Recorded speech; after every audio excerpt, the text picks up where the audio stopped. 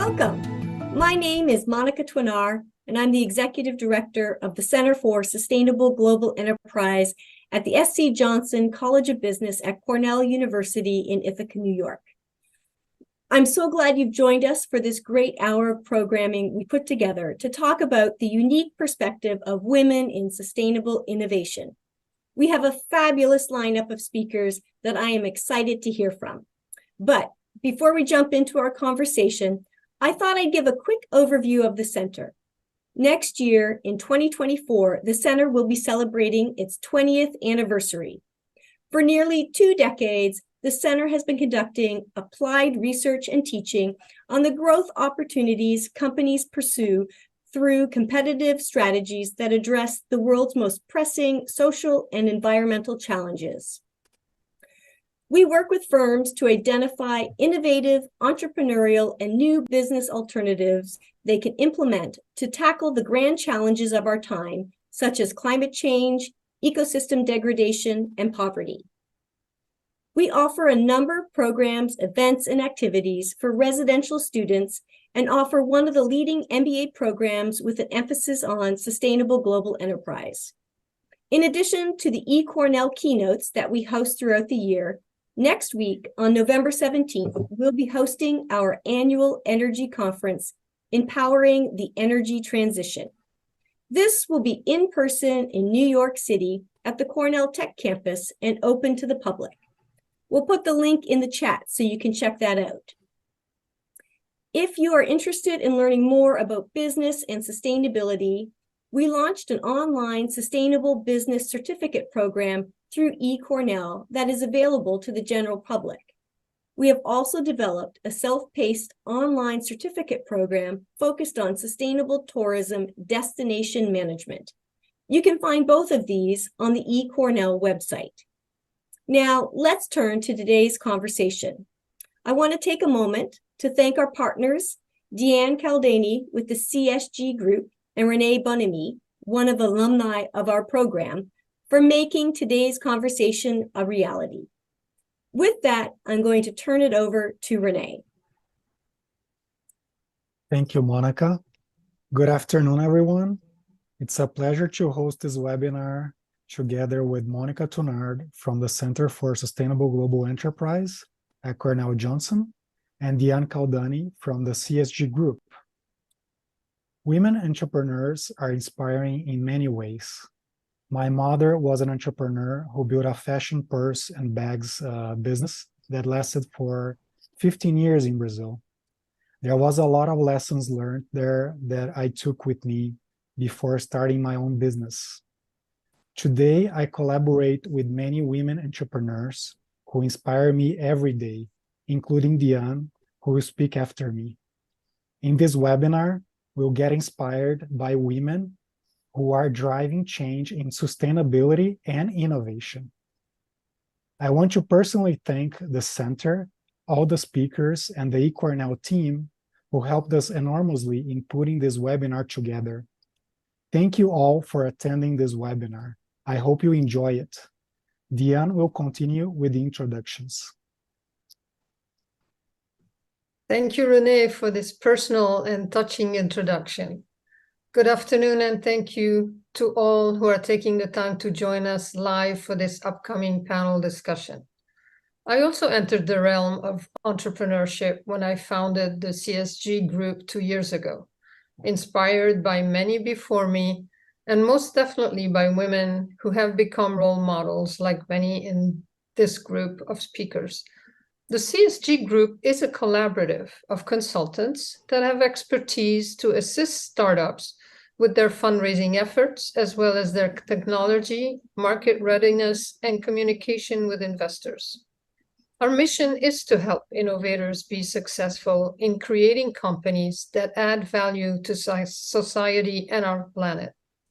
It is with that idea in mind that my loyal collaborator, Renee Bonamy, and I have had the distinct honor with gratitude to partner with Monica Twinar and her team at Cornell Center for Sustainable Global Enterprise, featuring founders, investors, and game changers who believe that they can have an impact on the lives of others through the lens of sustainability.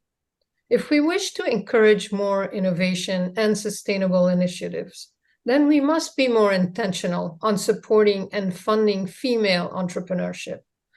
Sustainability Magazine believes that women have been instrumental in driving the sustainability movement forward. And the UN has been clear that in order to fulfill many of their sustainable development goals, empowering women and girls must be a priority. Today's speakers have sustainable visions powered by their desires to have an impact in their respective sectors. At the suggestion of Wendy Maldonado D'Amico, we were introduced to our esteemed moderator, Lauren Graham, an associate professor, chief of staff, and speaker, who will engage with our outstanding panelists, Jackie Iverson, Lisa Morales-Helebo, and Kirsten Liegman. We are honored and highly appreciative of everyone's participation. Let's now learn more about those visions. Lauren, it's all yours. Thank you. Thank you, Deanne, and we appreciate all of the time that everyone is taking to spend an hour of their afternoon with us. So before I kick it off with questions, I'd just like to remind everyone of the breadth and depth of talent that we have on our panel here this afternoon. Joining us, we have Jacqueline Iverson, the founder and chief clinical officer of Senjam Pharmaceuticals, Lisa Morales-Helebo, the founder and managing general partner of Refashioned Ventures, and Kirsten Liegman, the co-founder and CEO of Olizoi. So ladies, first off, I'd like to ask, tell us about your company and describe the moment when you knew that the idea behind your business was inevitable. Let's kick it off with Lisa and then go to Jackie and Kirsten. Well, my company, I have a number. I have 3 different orgs that I head up. If you look at just the fund, the reason I built a fund is after having gone through Techstars, I realized that there weren't enough VCs that really even would see somebody that looked like me. I went through Techstars with a fashion tech company, and VCs were largely asking me to buy inventory because they didn't even bother to lean in and ask questions about what I had built, which was a contextual search engine. So I would sit there in meetings going, well, where would Google buy inventory? I'm a search engine. It just was such a disconnect. And I realized that VCs have so much power. They literally get to decide what companies should exist in this world. And yet what I was hit in the face with firsthand was that if it's not of personal interest to them, it might as well not exist. And obviously women are half of the population, and we see things and experience the world through a vastly different lens. And so I could either continue to build companies, or I could be on the other side of the table funding, for the first time in my life, having an unfair advantage, specifically female founders in fashion supply chain, because it was a massive $3 trillion industry sector that at the time, the mostly white male investors were ignoring completely.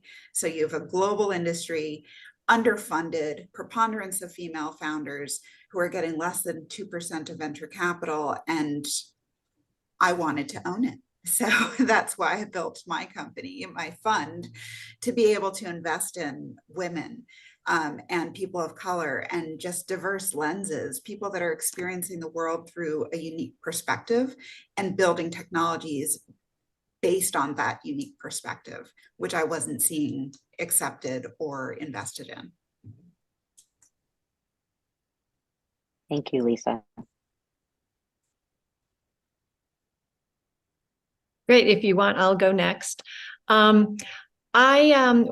built Senjam Pharmaceutical off of a eureka moment that I had. I am a hospital pharmacist who has been in the role of deciding which drugs we should purchase in order to stock in our hospitals in order to treat our communities.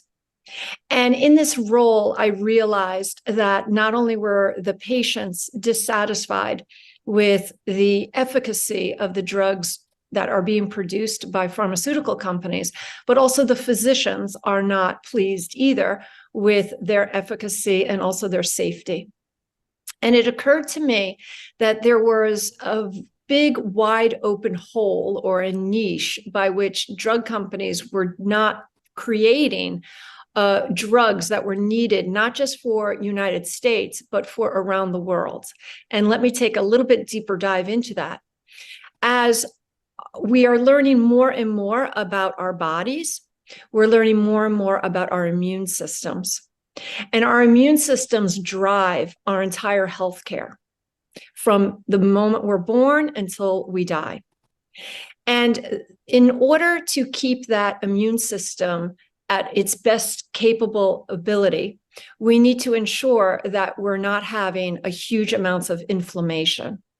And it was where I saw that inflammation really needed an answer, and not just an answer with a high-priced drug that had side effects, but with agents that could be affordable and could be used for multiple indications and for multiple people around the world.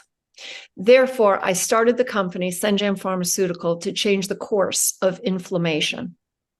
And by being a disruptor in the field, I wanted to get these drugs to patients fast. And I didn't want to spend a lot of money and having to create expensive drugs for the population. So I decided to repurpose small molecules that we can bring to people fast, inexpensively, and effectively. These platform of agents that we developed can change the course of inflammation when 50% of people are dying of inflammatory disease and 62% of people in the United States have chronic inflammation. Inflammation, if gone unchecked, will lead to tissue damage and eventually death. This was my eureka moment, that I could take drugs that are already known and known to be safe, combine them together to make the most potent oral anti-inflammatory with the least side effects for billions of people. Thank you, Jackie. Kirsten. Thank you, Jackie. Awesome work. Yeah, well, my eureka moment, I don't know if there's one specific eureka moment that I can think of. It's been, I oftentimes answer that question with, I can't help myself.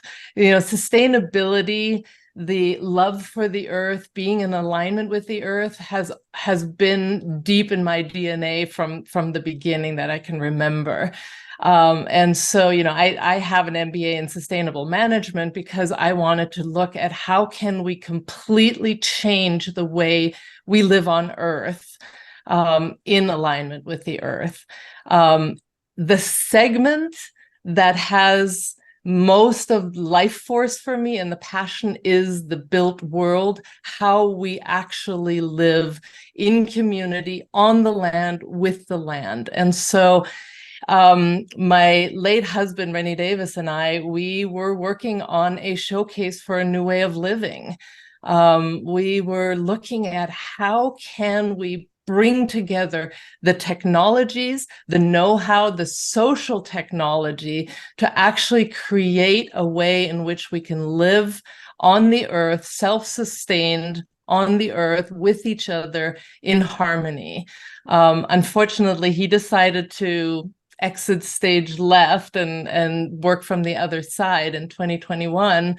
And so that gave me about a 2-year hiatus. And then I was introduced to my co-founders now of Olazoy. So Olazoy is one company. We have 2 sister companies. Olazoy is a regenerative real estate development company. And what we are looking at doing is to design and build regenerative communities. So we're taking it from beyond sustainability, right? We don't want to just sustain.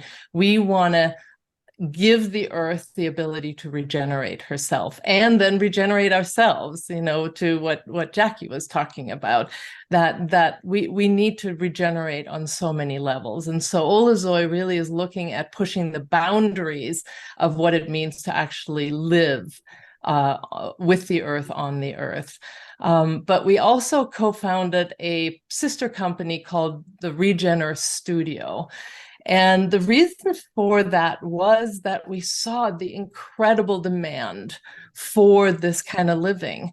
There's two sides of the demand that we're seeing. One is the consumer side that is looking for this more healthy living, let's call it that. Even, it might not even be yet sustainable, the desire for sustainable, but more healthy. People are seeing what's going on in the world. They're seeing the earth changes, and they're looking for safety, they're looking for resilience, and they're looking for more connectedness to heal some of the isolation that we've had. So there is a lot of demand on the consumer side, but there's a lot of demand on the investor side now.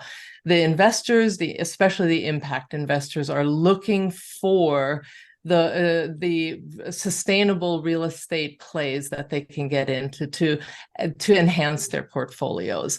And so that's why we decided to found the Regenerative Studio, to bring together the people who have projects, the community projects, the visionaries, some with land, some without land, that don't know how to really get it off the ground, how to get it funded, and then actually built and brought into reality. And so that's one group. The second group is the impact investors that are not necessarily finding the right projects, the right de-risked, vetted projects, right? A lot of these visionaries have grand ideas, but don't know how to make it even financially sustainable. And then the third group is the implementation experts, the people with the skills from A to Z, from the business planning all the way through to breaking ground, all the way through to putting a permaculture garden in, and the governance and decision-making side of things within a community. There are experts within that field. So those are the three groups that we're bringing together in this Regenerative Studio, Nexus Space, CoLab, Living Lab, Mastermind, Do Tank, to bring them together so we can actually accelerate the proliferation of regenerative living. And so those are the two companies that we have that they, as I said, they're sister companies, and that's the idea, is to proliferate how we live on Earth and heal that side of things. Thank you, Kirsten. I think one thing that brings all three of your diverse sectors and professional expertise together is this idea of redesigning systems, and that you're all working within different systems. So Kirsten, you're talking about the planet and also the built environment as a system to be more regenerative and sustainable. And Jackie, you're talking about the human body as a system, healing inflammation, creating a stronger, healthier, and more sustainable system. And Lisa, you're talking about the entire system of fashion and really supply chain, and that intersection of technology and how technology can be a tool for good as opposed to doing other things, I would say. So a lot of this work around redesigning systems is happening within cities. So we see cities as hubs of innovation, sustainable living, or trying to build technology for sustainable living, and also cities as hubs of financial capital, as well as the intellectual and human capital. So thinking about this focus on cities for sustainable innovation, startups are also often the place that people feel they need to go in order to really build their first startup. And just to share with the audience some statistics. So according to the World Bank, about 56% of the global population, about 4.4 billion people, live in cities. And that increase of city dwelling is expected to continue to mid-century, with the urban population more than doubling by mid-century in 2050, at which point around 7 out of 10 people are going to be expected to live in cities. So with over 80% of global GDP generated in cities, urbanization can contribute to sustainable growth through increased productivity and innovation. So from all of your perspectives, is there a city that you think is doing sustainable business right, that is the one that you're looking for as a kind of inspiration for how systems redesign could work? And then what kinds of investment should we be making in cities, and by extension, the women entrepreneurs who are there? Anyone can jump in, and we'll just keep it fluid as we go through our conversation. I'll start. My husband's Norwegian, and so I love all of the Scandinavian countries.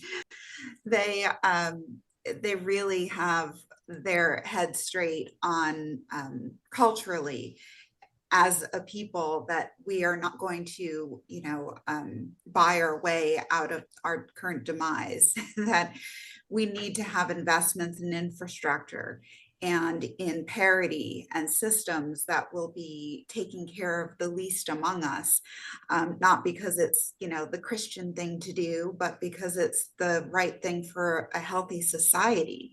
I think that we've lost sight of the fact that capitalism is a business first model as opposed to human first, and it's broken our planet. We've reached this tipping point where we've given so much capital to people that have created all these systems and that are breaking our planet, extracting and exploiting. And unfortunately, the future of business, that model is no longer viable. The only way we're going to sustain life on this planet is through collaboration. And so if your model is winner takes all, crush your enemies at all costs, who's going to want to play with you? Not that I want to point fingers, but there's a few companies that are, working under that model, and it's worked great for them up till now. And I like to say that their biggest strength is also their biggest weakness. So there's a huge opportunity if you lead with collaborative innovation first, and you're really fostering this ecosystem of value chain parity rather than extraction and exploitation, that you're going to have an unfair advantage moving forward. Everyone's going to want to work with you. And so all of the Scandinavian countries, Finland, I know I'm a big fan of the things that Udi Luko has been doing at Restor with the regenerative fibers and processing. I think that is a huge infrastructure play. And she is one of the first in the world to really have it working at scale. I think that we need to have a lot more collaboration and sharing of these innovations as they're deployed in certain regions, how we can license it and have that shared intelligence to expand around the globe. So them and maybe Singapore too. Singapore, being an island, they're forced to have to really think about sustainable systems and circularity, which, they drink their own wastewater, which many people here in this country would be like, what, you want me to drink my toilet water? But it's processed, and we're all drinking the same stuff anyways. So every single piece of our value chains need to be seen as a resource rather than waste. If there's waste in the system isn't designed properly. Great. I'd like to go next. The way I look at differences, not so much in the healthcare world between cities and rural locations, but rather, for example, taking countries one by one, and every country has a different type of a healthcare system, different ethics, different values on how they treat healthcare. And there's some drastic differences around the world, even with developed countries. For example, Japan has the longest life expectancy at about 86 years. And they spend 1/3 the amount on healthcare per person than the United States. So United States as a developed country is pretty low in this regard, where we're spending $15,000 per year per capita. And we have one of the lowest life expectancies for a developed country at about 76. And right now, our life expectancy in the United States is declining. We've lost 3 years of life expectancy in the last 4. And so I look at those differences between the countries and their healthcare systems to determine how can we sustain this And then within every location, you have what's on the unfortunate part of what is happening is you have the socioeconomic differences of people's healthcare. And in the United States, as an example, you're seeing that the very wealthy have greater access to healthcare than other people who are in a lower socioeconomic level. The same when you look at developed countries and emerging countries. And when we try to figure out how can we make a big difference here, that was, part of this eureka moment, that we can create low affordability medications that have a big impact and a large unmet need. And a way that this technology can be spread out around the country is when we make our products, every step of the way, we're thinking of the person all the way across the world and how they are going to get this drug in the most remote location. So they can take our technology and they can encapsulate on the other side of the world, and it can create a pharmaceutical industry right from the beginning of the smallest thing that's needed, and they can grow along the way. So our hope is that our drugs and our technology can make it to the far reaches of the world and create a sustainable ecosystem for them to be able to have the very best healthcare. Because no person around the world should have to live a shorter period of time because they don't have access to something that everyone should have access to. I'll jump in here as well. So I was born and raised in Germany, and in Europe, in Germany and specifically, there was much more of an experience of a localized community, even though it was, a mid-sized city that I lived in. And I believe one of the real challenges of city living is the isolation, even though you're in a mass of people. And so I think the cities that are going to be the most resilient and sustainable are the ones that are going to be able to create localized communities within the larger community. It's almost like a fractal system, if you think, where you have, your immediate neighbors and the neighborhood systems that are there, even local gardens and things like that. And then going larger into the larger sphere of where you're at, and then the identity of the city itself. And so I believe the cities that are going to be that strength, that have that strength to weather what is going to be happening, are the ones that have that localized connectivity. And I know there's a lot of attempts right now in the world to try to create more sustainable living, and some of them frankly are a little daunting, like the line in Saudi Arabia. If you guys are familiar with that, they're going to take basically a huge multi-mile long strip and create one massive development out of that.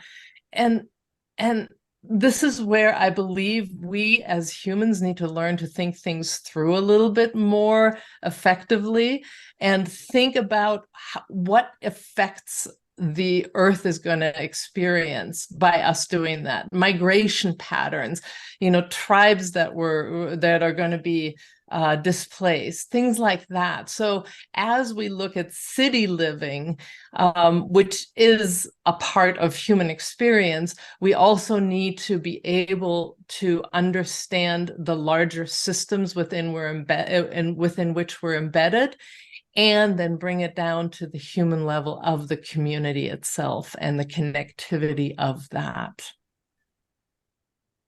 Thank you, Kirsten. What I'm hearing is this larger conversation around systems in systems, systems within systems, and also access. So access to capital, access to land, access to intellectual property, and even just the ability to physically get in the room.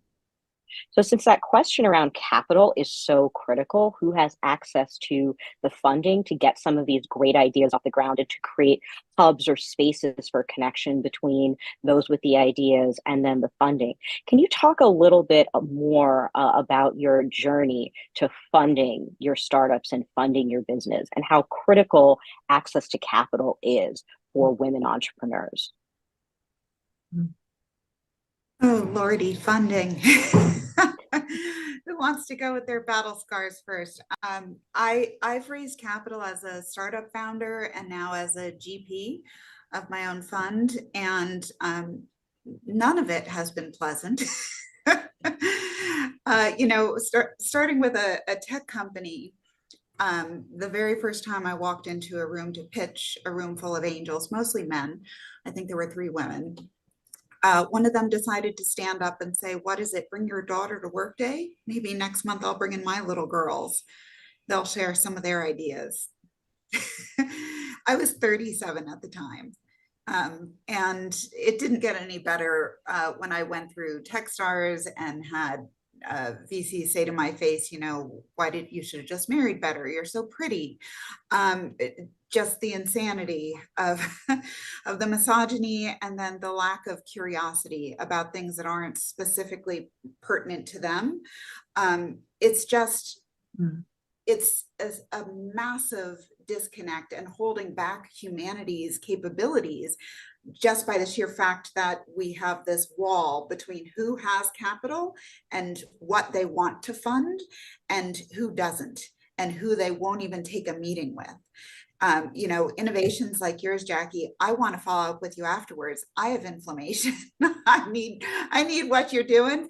I think that women, obviously, we are caretakers. We are the hunter-gatherers in our villages, and we see 7 generations into the future.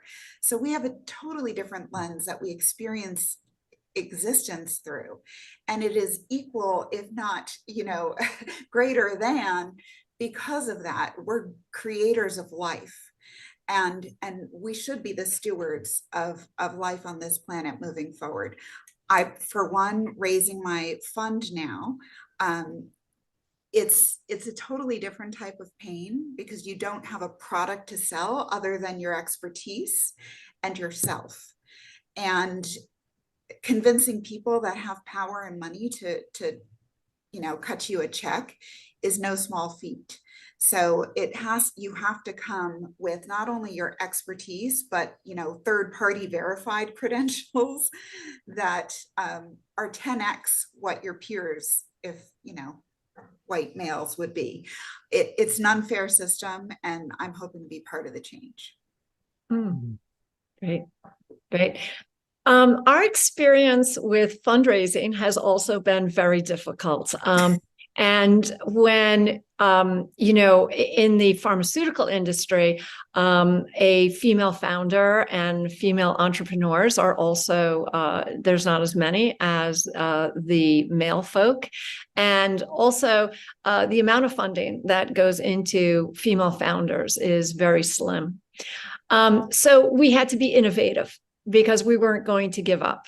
And so what we did is we became experts at crowdfunding. We realized that our goal and our mission of fulfilling unmet needs to people around the world and to their communities was something that the prime money spender in the home, being the woman, is very much interested in having our products available for them and to provide the healthcare for their loved ones.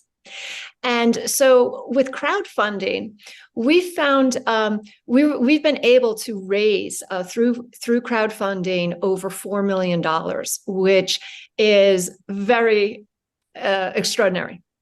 And in addition, what's been interesting is that 30% of our investors are female. And we know that that is at least double what as many female investors that are out there putting money into the pharmaceutical industry. So it's interesting. For us, it's been a lot of getting our message out and getting in front of the people who see the value in what we're doing and want to get behind us and realize there's even a financial benefit to them as an investor, that being part of the solution and seeing this come to fruition benefits everybody. And so that's been our message on crowdfunding. Yeah, I think that's really the biggest one, is the understanding that there's a benefit to shifting towards sustainable investments, to shifting towards women investing. And so, my experience really has been more on the self-funding, the bootstrapping side of things. I had an ergonomic manufacturing company in California with my ex-husband at the time, and we basically bootstrapped most of it. So I've tried to avoid the investment world, and really now is the time where we're starting to bring together the impact investors, the people who have understood that things have to shift. And that is happening in every sector, and it's happening in the investment world as well. And Lisa, I love what you're doing. And one of the third elements of the ecosystem that we're designing is also the Regenerate Fund, where we're going to bring together the impact investors that are looking for the investments within the real estate arena, but wanting it to be sustainable, bringing together, and then through the studio, get the projects vetted and de-risked, and data with data-driven information that the investors can then look at very closely and analyze and see which ones they want to invest in. We're working with a company called Angel Span, which is taking venture funding in a whole new direction because of that. And so we are basically building our own ecosystem. And I think that's part of what I'm hearing you guys say, is like, if the world out there doesn't want to support us, we're going to create the world we want to live in. And so we're going to create the systems, the structures, the processes that work for us. And then we're going to draw the people in that are actually willing to support us. I'm not willing to sit in front of an investor who's going to demean me. It's like, no, I don't have time for you. I have more important things to do, right? And so we really want to hold that inner state of being in ourselves. Is like, there might be a system out there, I don't have to play in it. I love that, Kirsten. I think connecting back to what Jackie was saying, it's this idea of making sure that we are creating opportunities and outlets for people to get in on the investment game. Because for many folks, they say, well, I'm not in venture capital, I didn't study economics, I don't understand how investment works. So they might be cheering from the sidelines, they're encouraging what you're doing, maybe they want to be consumers of your products or services, but they don't know how to become investors. So Jackie, maybe you can touch on this a little bit more around the crowdfunding model that you took, and how you think we can create other opportunities to support women-owned and women-led businesses, especially for those who might feel that they don't have a lot of capital to invest, how that crowdfunding model can support startups, especially in the earlier stages. Right. Well, one of our core beliefs at Senjam is that we want the community to benefit from what we're making. And we want that community to not only benefit from our drugs getting to market, but we want them to benefit. Why shouldn't they benefit financially from an investment that they can make in us? Because the regular everyday person might not be able to invest in Pfizer, in GSK, and maybe they don't want to invest in them. This gives the everyday person who wants these products to get to the market to be able to own a piece of our success. And we not only do it through them putting just dollars into our company, but we actually have a program where we can give them a very sliver piece of our patent portfolio. So you can imagine that being, even if it's 1/100th of an owner of a patent, that could yield huge benefit in the future as we seek out licensing deals across the world for our products. And these licensing deals can pay us back for these patents. And so why not have your community benefit from their dollars that they're investing in their community? I'd love to jump into that for a moment, because one of the things that we're looking at is the socioeconomic side of ownership, especially home ownership in this case. And we are really looking at how can we open up the door for that fractional ownership model, where the community as a whole is a collective unit where people can own fractional pieces of it. And it's such a fascinating world to look at how to do that, because we're so trained. This is mine, this is mine, this is mine. And there is not that interweaving of collective ownership and therefore collective stewardship, right? Mm-hmm. And so there is just these new opportunities through blockchain, through Web3 technologies, through NFTs and the tokenization of things, where we can start looking at these models and systems. I mean, I personally believe we need to redesign pretty much all our systems and processes in order to be able to create the world we want to live in. And so these new technologies are opening that up. And I love that you're using crowdfunding and that fractional ownership. We did that in a previous company, Cohere, as well, where we were, if you invest, you get a piece of the ownership of the company. And that just brings in more responsibility. They're not just observers anymore. They're actually a piece of their life force is in your company as well. And it propels us forward in that way. We're talking about women owners. I think we understand that. We understand that model of, collective coming together and birthing something together and bringing our life force into a project like that. I think you're absolutely right about we need to refashion, which is the name of my fund, Refashioned. We need to literally refashion every system of everything on our planet. There was a HSBC study white paper that talks about the amount of capital needed to hit the net zero by 2050. And it happens to line up perfectly with the amount of our global GDP. It's $100 trillion.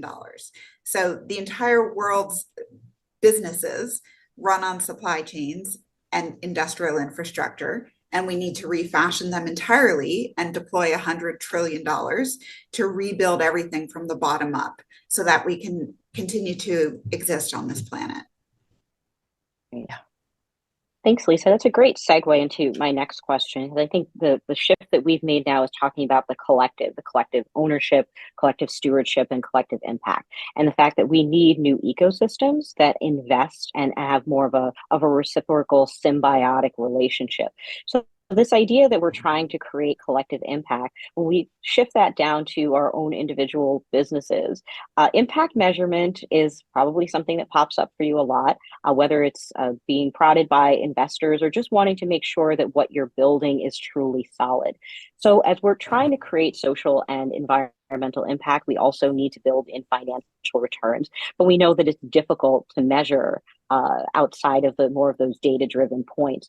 So outside of formal impact measurement, are there other ways of knowing that guide your decision-making and inform your leadership? And how are you evaluating impact measurement to know that you are on the right track in how you're making decisions in your business?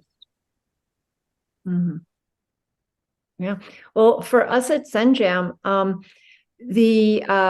the best way to know, of course, if our drugs are working, are in order to be able to measure inflammation. Because if you can't measure it, how do you know? Other than subjectively, I feel better, might not be the best investment, perhaps, for someone to be convinced of. As technology is growing, we rely heavily on the latest of technology that is coming out in the healthcare space. And with that is the deep dive into your immune system and discovering all of the different parts of it. There's projects going on that are called the Immunome Project, and the immune system will be dissected and named and explained simply, as much as we discovered DNA years ago and have created new technology around this discovery of DNA for better healthcare. The same will happen with our immune system by discovering more of the immune system and being able to measure it quantitatively. Another way that we know that we're providing value is when we join together with our partners across the world. We have partnerships with a manufacturer, KVK Tech in Pennsylvania, who has the same vision as we do of creating an affordable medication to be able to be distributed around the world. And with a partner like that, it's a matter of us doing the clinical excellence in research discovery and them actually turning that knowledge into a product. While we also have partners with virtual clinical trial applications, while we also seek new technology in artificial intelligence. So joining together with all the different partners and the players in different technology that can springboard us into the future is a very important part of how we're going to be a company to last over 100 years.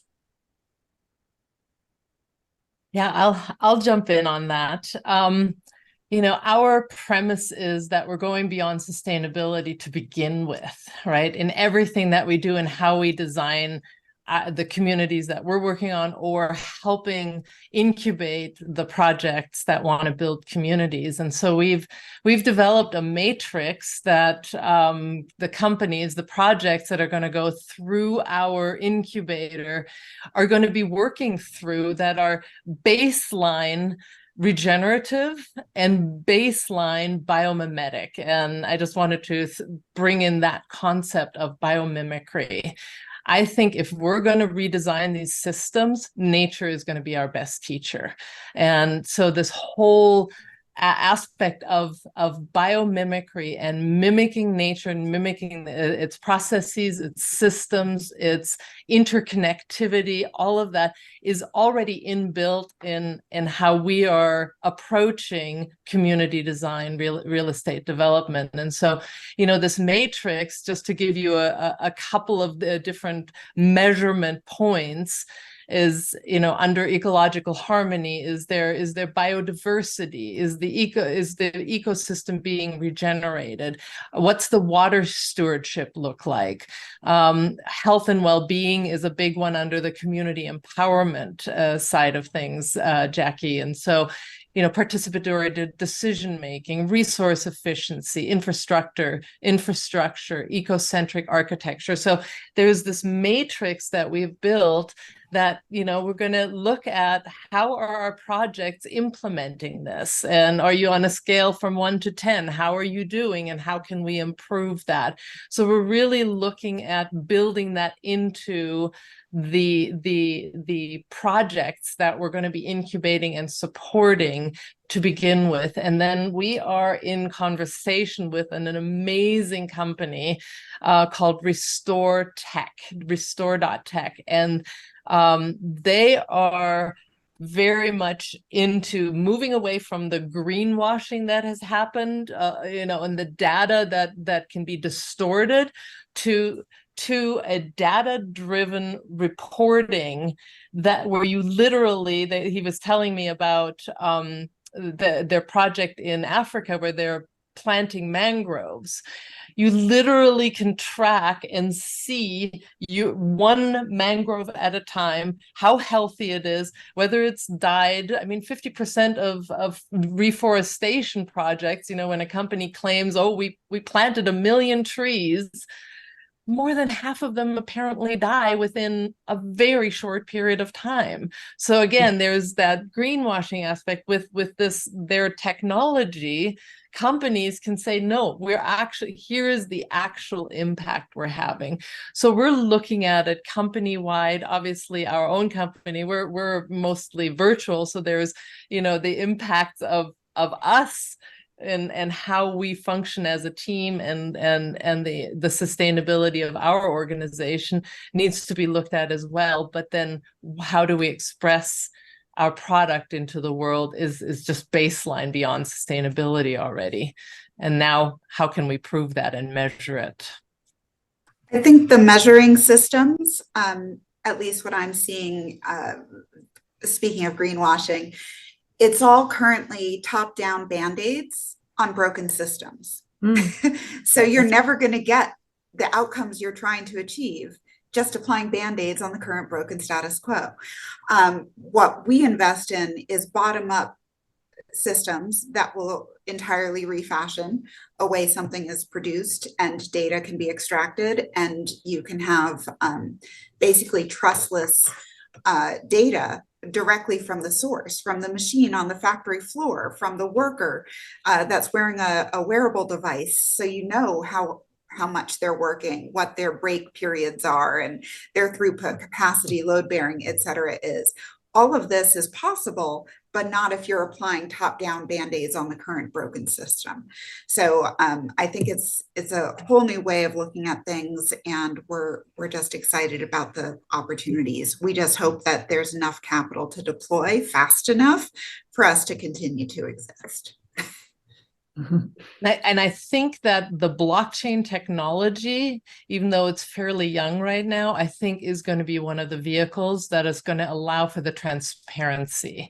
That's one of the key qualities of the blockchain, is the transparency, where you can literally track, from the harvesting of the cotton all the way to the garment that you're buying, and knowing exactly the journey it's gone through, the impact it's had on the environment, the impact it's had on the people that are doing the actual labor, the work. So I think once that matures a little, I think it's going to be a real support for the reporting and the transparency of how we do things.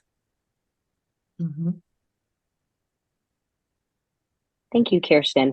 So we have questions from the audience that are rolling in, so I'm going to try to connect the dots between a few of them so we can get to as many as possible. So a question from Erin Ryan. Erin asked if you could talk a little bit about your experience with mentors and coaches and how you built support networks around you during your entrepreneurial journey. Question for anybody. Yeah. So, for mentors, we can look for other people in the industry and helping us along the way with those things that are more their expertise. But one of the things that we did at CENJAM was we have an advisor who would describe himself as a futurist in the sciences. And this has been a really mind-blowing for us to be able to have an advisor who is not just helping us with what we do monthly, but rather makes us open our mind up to what the possibilities can be for 10, 20, 50, 100 years from now, and where the future is going with all technology and scientific technology. So for us, having a mentor who sees the world, sees science maybe differently than how we've been educated and has been different from our experiences. I think that has been fabulous for CENJAM. I'd say that to find any mentor, the secret to success is getting really good at finding your people. And by that, I mean, not people that are the same gender or ethnicity, but people that when you meet them, they instantly are pouring into you, filling you up and wanting to amplify you, rather than that instant ick of like, ooh, they're instantly cutting into what I just said or trying to cut me down, or just not even engaging. So I think that's the single biggest secret to success, getting really good at finding people that are your people, and because they're going to be inclined to extend their network, to speak your name when you're not in the room, and it's hard when you're younger in your career, you're wanting to select the people that you want as your mentor, but if they aren't reciprocating, then it's a waste of your time. Mm. What I'm finding very fascinating right now that's happening is that a lot of mentors that have been in my life for the last 10, 15, maybe 20 years are coming full circle again right now. It's like there was a path that was forged in, and some of it seemed crazy, some of it went off in a what seemingly different direction. But what's happening right now is these nodes that were the connections that were made along the path, a lot of them are coming back around, and the ecosystem of mentorship, advisors, supporters is coming closer again. And I find that so delightful and amazing, and it's really allowing me to trust. And I really want to bring this into the conversation. We've got to trust, let's call it divine breadcrumbs, the pieces, the parts that are being laid out, and following them. You may be meeting somebody who might not immediately seem like a mentor, and maybe they come in as a mentor for a month and drop in whatever wisdom piece you needed, and you get to just absorb that and move on. And it's not like long-term mentorship versus short-term. It's like following the breadcrumbs to pick up the pieces that you need in that very moment to make your next step. And I think that really, as women, I think we can hone that skill to trust that, versus trying to always make things happen. The more I trust, the more I let go, the more I'm in flow, and magic happens, truly. I like that idea of divine breadcrumbs. Feels very golden and tasty. Thank you. We have another question from Amy. It's a little bit more technical. So for people who don't have a background in fundraising, or maybe are new to running their own startup, how do they know what to ask for in terms of investment in their company? How do you put a number on it? One that both creates value for your business and doesn't undervalue your talent, but is also something practical that perhaps you can handle as a new company being invested in. I'll start that one off. First of all, the goal should not be start a company so I can raise capital. It should be start a company because there's a problem you're solving, and there's customers, hopefully, for that problem. Capital should be there to accelerate and amplify your ability to scale faster. So I think so many people get that twisted, and we've glorified entrepreneurship in this country so much that it almost seems like the goal is to raise capital. And if you see things like WeWork now going bankrupt after how many billions of dollars, it's easy to see why. Capital seems like it's the goal, and we keep rewarding these bad actors who end up becoming billionaires after pulling off that hat trick. But trust me, the goal is to build a sustainable long-term business. So start with that, and then you should know when you need capital, outside capital, because you've found some product market fit and you need to hire to keep up with demand or to scale production, or, you know, whatever the thing is, you need it to amplify and continue propelling to the next phase. The goal is not just to raise the capital. Yes, I agree with that. For us, when we need to call in VCs and we need to get a larger investor, that's because we've done everything we can possibly have innovated on. And the only thing left is a big chunk of change we need to run a clinical trial with. So, you know, we work on a dime of just trying to do as much as we can with our own smarts. But I agree with Lisa that you need sometimes a large chunk of money in order to amplify or accelerate a program. And you know, giving an investor that opportunity to be part of your community, and also to see that the money they give you goes directly and transparently to a clinical trial that would increase your valuation, is, you know, we believe that's how we approach investors. Venture. What's popping into my mind is this desperate need for growth, especially, and I lived in Silicon Valley for a long time, and everything was about growth, growth, growth, growth, growth. And I think if we are going to have a conversation about sustainability, we have to bring in this notion of, is rapid hockey stick growth really sustainable?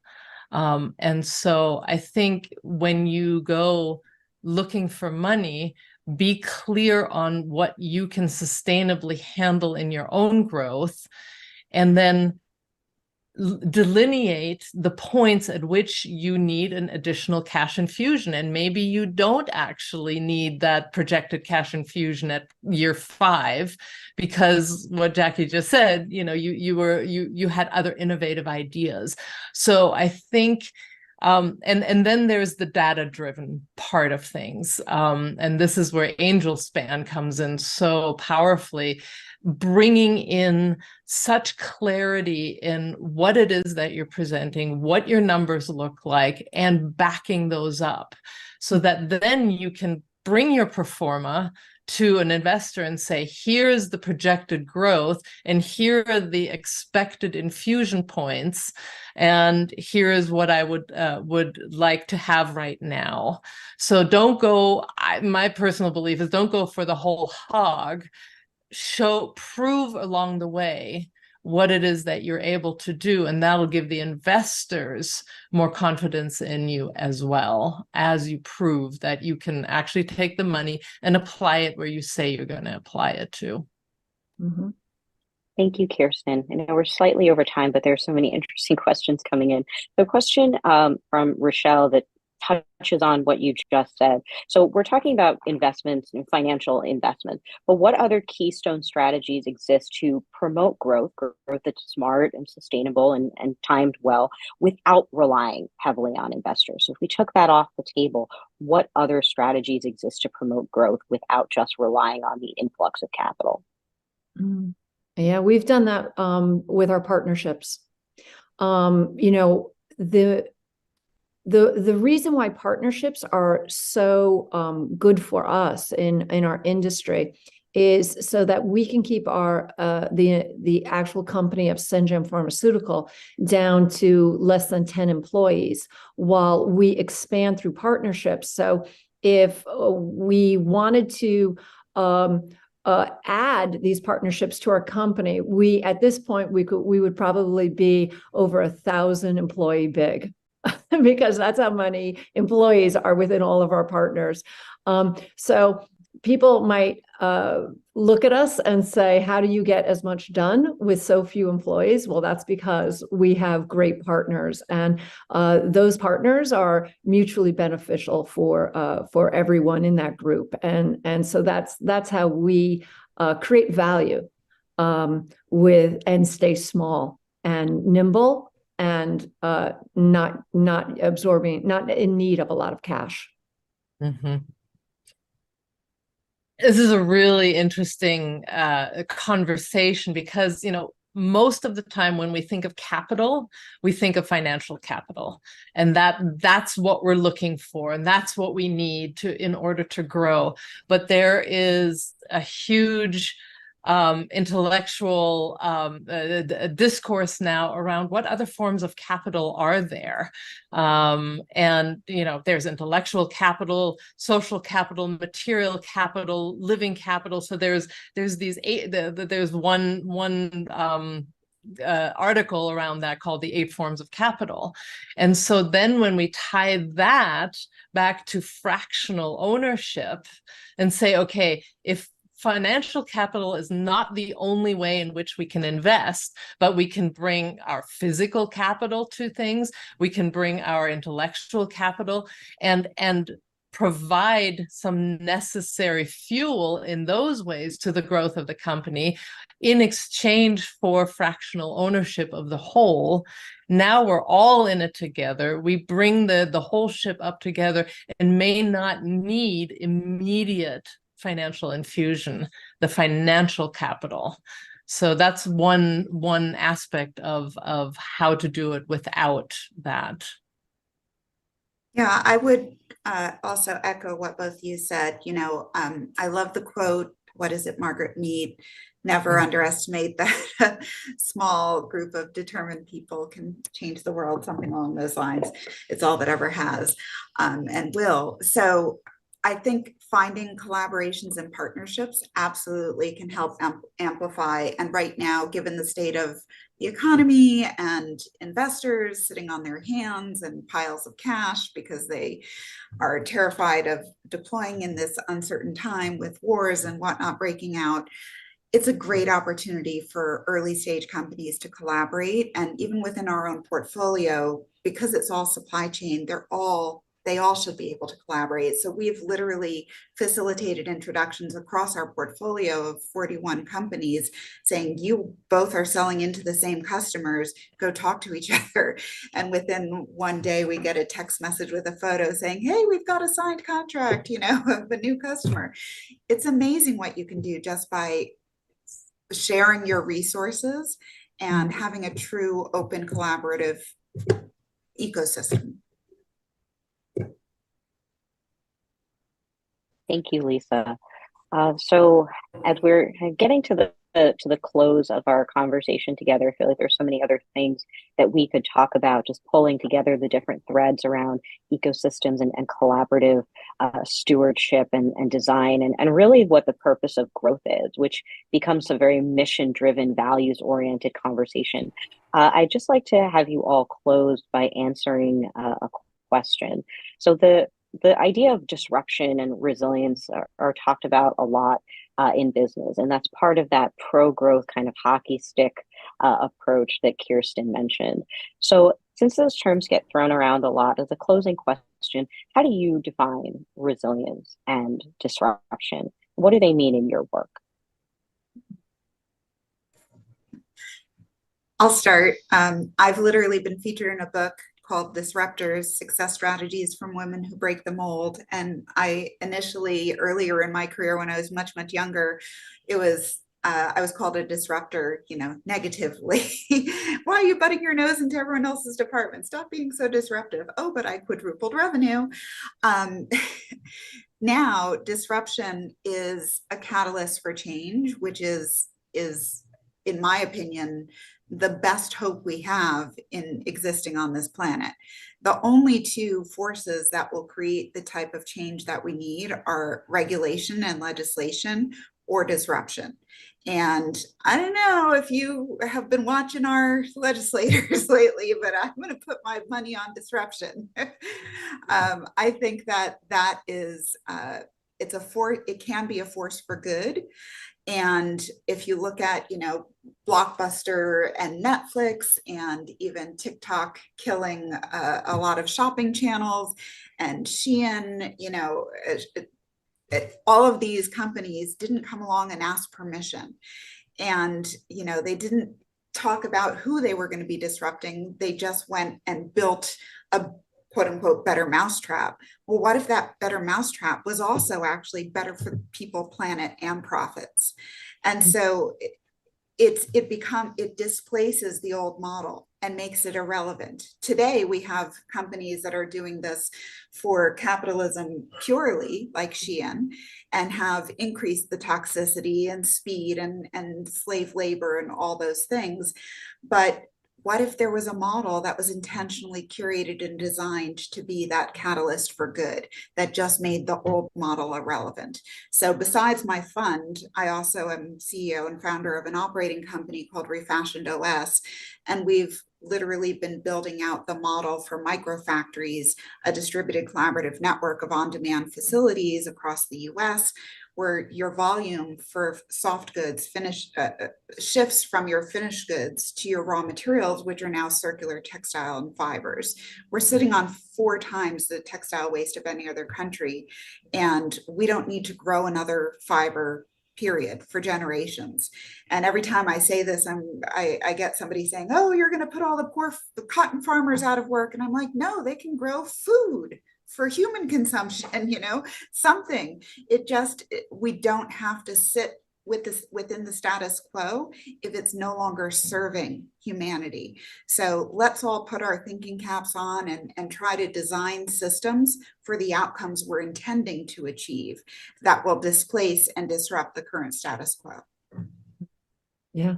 So very similar to Lisa, but in the healthcare world, part of the eureka moment was realizing that in your community pharmacy where you have great access to over-the-counter medication, but these over-the-counter medications have not been innovated in over 50 years. 50 years. How is that possible?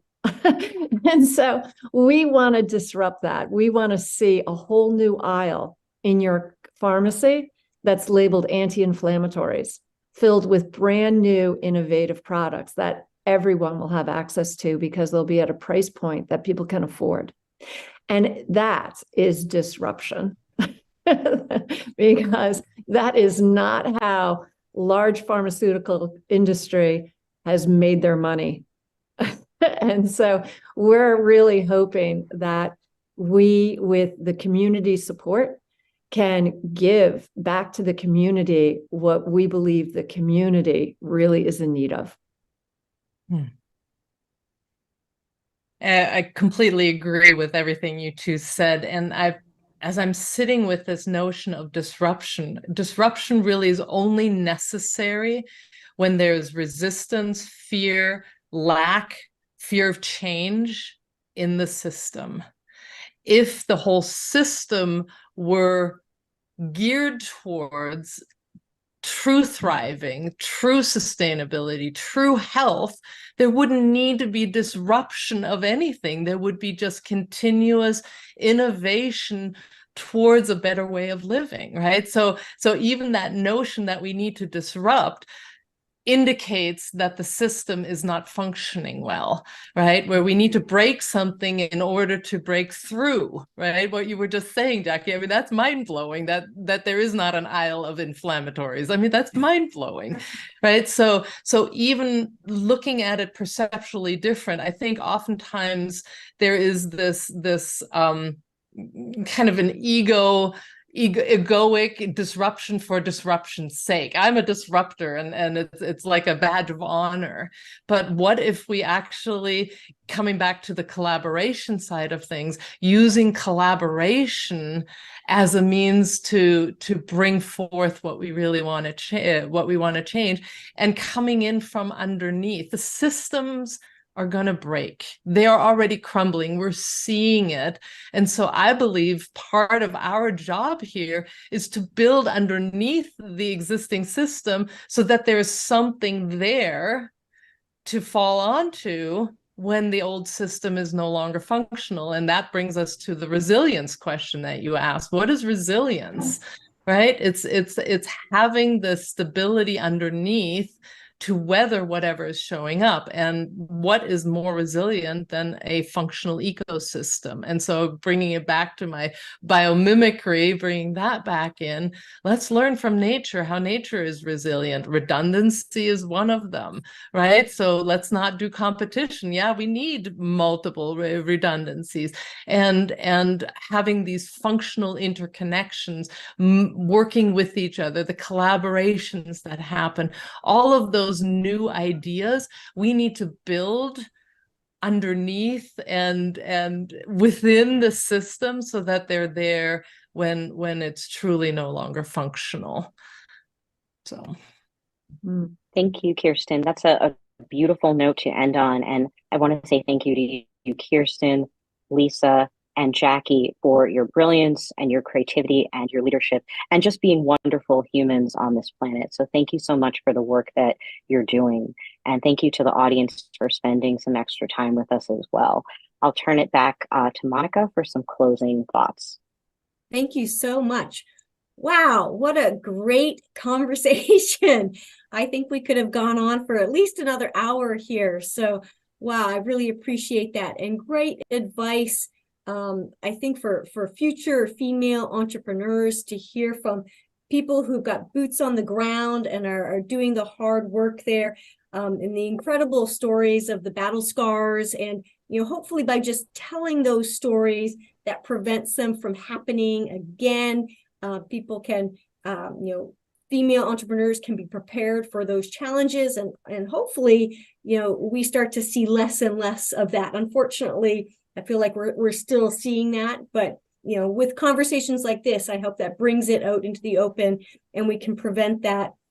And thinking about the just the impact, the sustainable impact that you're all having on our world, on the communities, making this world a better place to live in, have better lifestyles. It is just so inspiring to hear all your stories, the eureka moments, and the inspiration behind each of your businesses. So thank you very much for taking the time to share that with us. And thank you to the audience for staying with us. We are certainly over time. And I think the conversation could have continued, but stopping here, I think, is where we need to be. So thank you, Lisa, Kirsten, Jackie, and thank you, Lauren, for moderating a great conversation. Thank you. Yes, Thanks for thank having you. us.